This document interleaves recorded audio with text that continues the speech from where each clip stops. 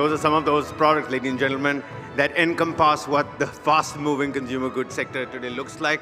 Rural areas, the rural sector, that's going to be our focus of discussion. Please put your hands together, ladies and gentlemen. Let's get the ball rolling after our short, quick lunch break. Please welcome Tarun Arora, CEO and whole-time director, Zydus Wellness, to discuss the growth trajectory of for India's FMCG industry. Ladies and gentlemen, put your hands together for Mr. Tarun Arora, CEO and whole-time director, Zydus Wellness. Ladies and gentlemen, and I'm going to ask my colleague, TV9's Shweta Kothari, to please conduct this session. Shweta, over to you.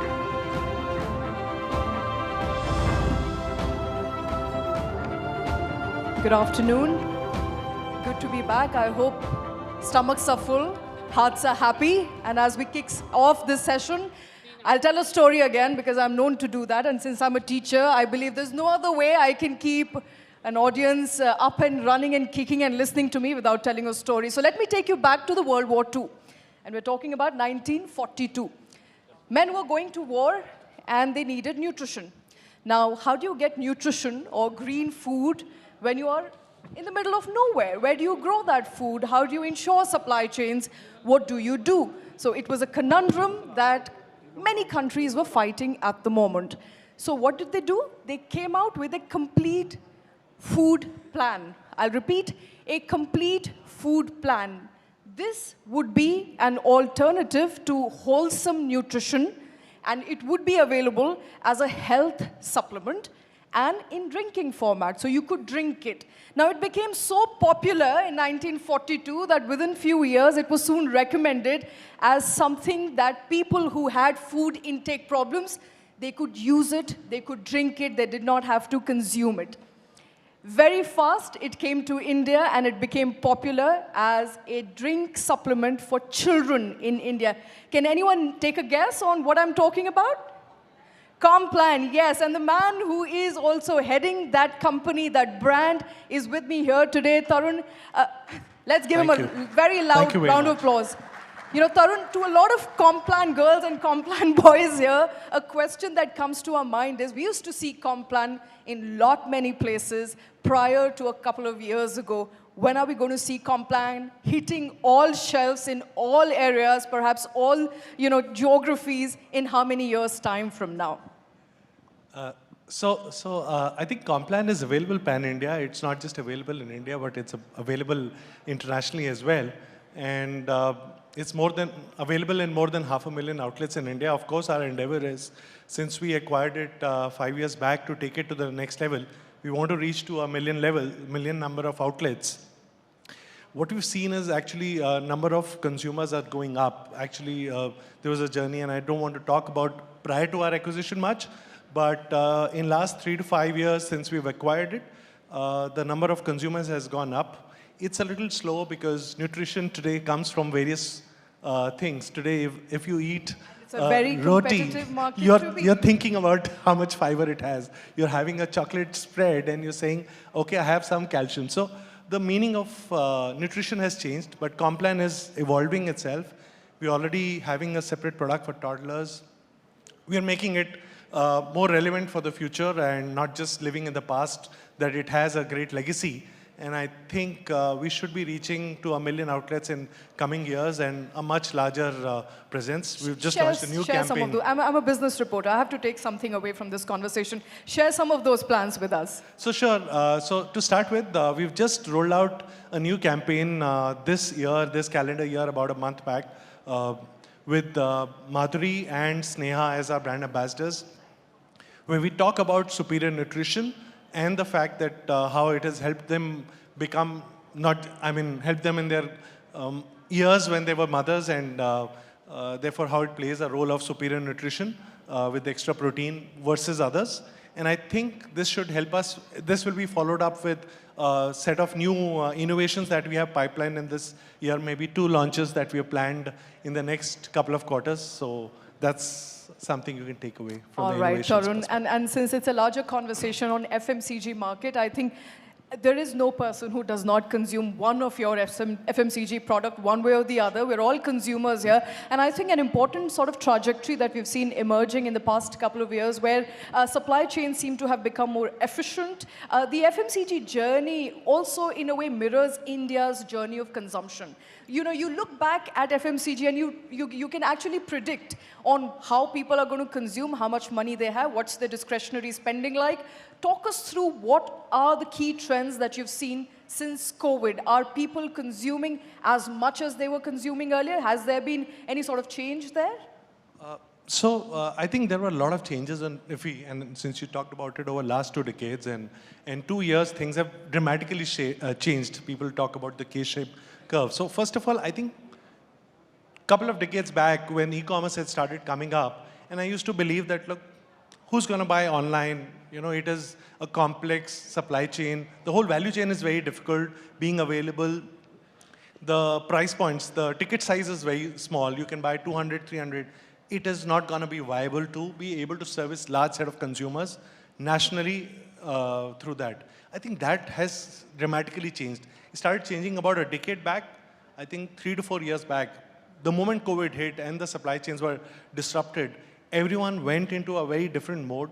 And the supply chain, especially led by the online commerce, has completely disrupted and gone into a super speed, where I would say just before COVID, for us, for my business, we would be about 1% of our business coming from online commerce. Today, 8 to 9% of our business comes from online commerce. So the consumers have completely changed the way they're buying, but our ability to reach consumers. Can we therefore say that people are not just buying clothes, shoes, bags online, they're also buying essential items online? Absolutely. And most of our products are essential items. You need a prickly heat powder, Nicel. You want your regular supply of sugar-free. You want Complan for a monthly basket. They're all available, and we are selling pretty much even a scrub for a heavy youth.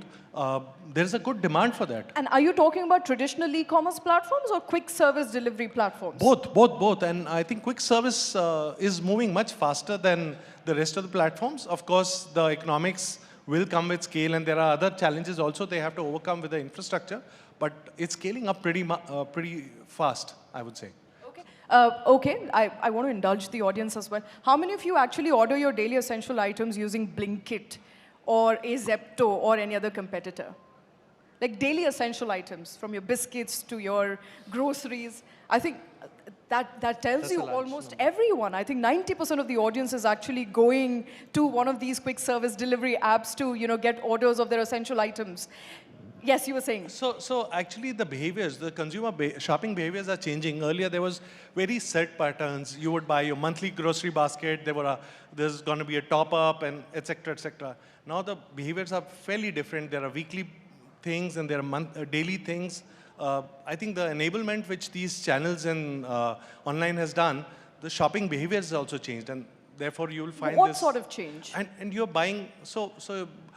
There's some of the things that you will prefer to buy online only. For example, if I need a 10 kg atta, earlier I would either call the nearby grocery store, but you got better deals in a modern trade store, but who's going to carry it? Today, online is making it easily available. So the whole way of where do I buy, where is the price discovery, I think there is quite a mix, and people are getting smarter and making choices as per their personal lifestyle changes. Absolutely.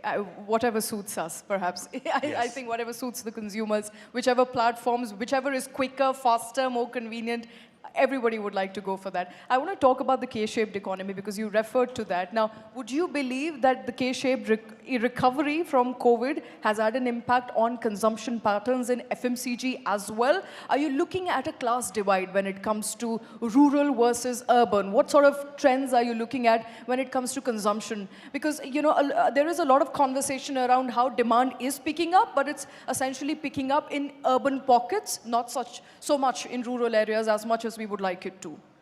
So, in my understanding, I think it's COVID, yes, but post-COVID, the inflation that happened, and I think that was the starting point, was that there were a lot of money which was put on the table by a lot of governments worldwide, a lot of direct transfers, etc., which created a huge pull and the whole global supply chains were disrupted, which led to a substantial lack of balance globally, and the whole supply chain was disrupted, which led to substantial inflation spikes, which affected everyone globally.